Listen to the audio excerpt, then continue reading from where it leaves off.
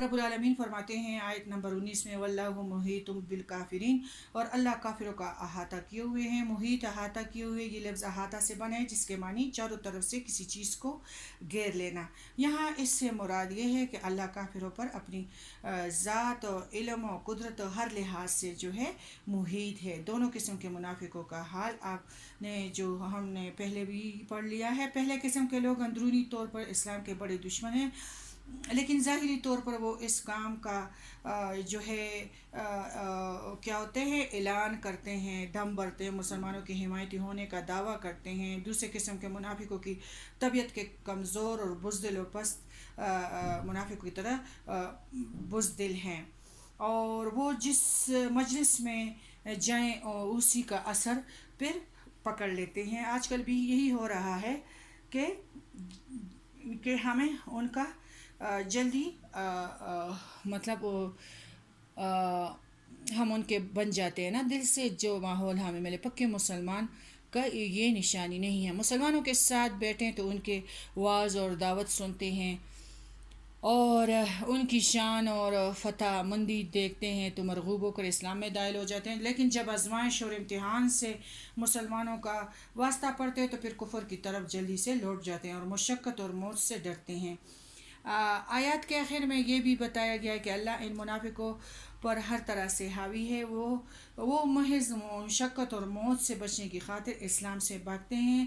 اللہ نے ان پر ہر قسم کا اختیار اور ہمارے رب العالمین کا جو ہے ان پر ہر قسم کا اختیار ہے، اس لیے موت سے کیسے بچ سکیں گے؟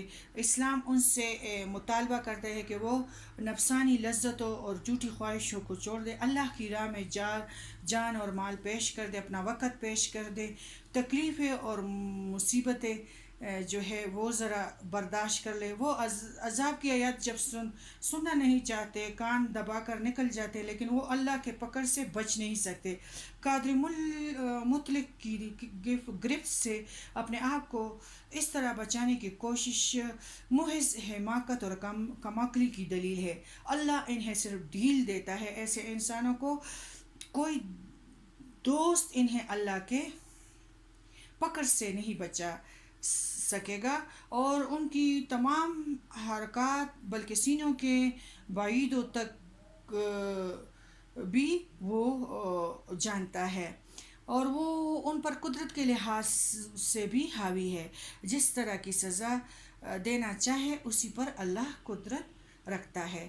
جس طرح بارش، گرج، چمک، کڑک سب کچھ ہوتا ہے، اس طرح اسلام میں آزمائش کے طور پر محنت، سختی، غربت، تکلیف سب کچھ ہی ہوتا ہے۔ بڑے میٹھے رشتوں کی جدائی، مگر نتیجے میں دونوں جہانوں کی کامیابی ہے۔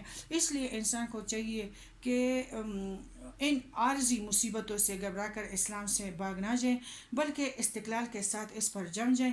انسان اگر مصیبتوں سے بھاگنا ہی چاہے گا تو بچ تو نہیں سکے گا۔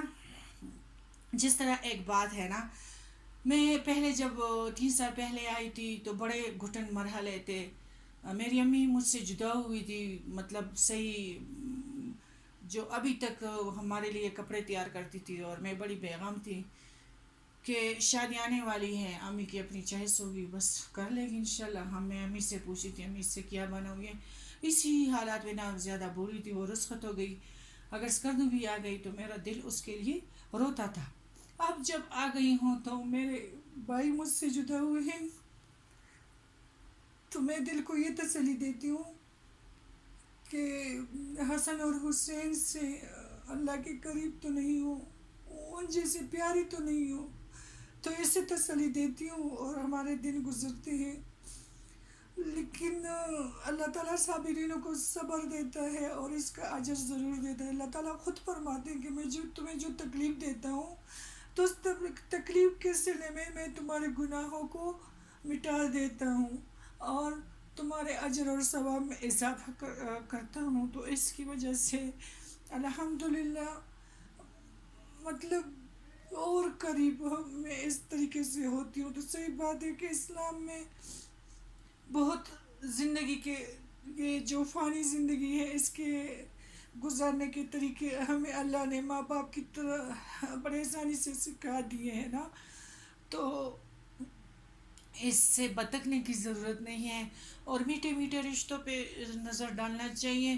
حضرت ابوبکر صدیق جو تھے پیارے نبی کریم صلی اللہ علیہ وسلم کے سچے دوست، اور ان لوگوں نے کتنی سختیاں گزار لی اور کتنا مال حال تن من دن قربان کر دیا۔ ایسے ایسے میٹھے پیارے اللہ کے دوست جب یاد آتے ہیں تو انسان کو حوصلہ بھی ملتا ہے، اور ان کے دل کو سکون کا سرمایہ بھی ملتا ہے، جو عام انسان کے پاس یہ کچھ نہیں ہے۔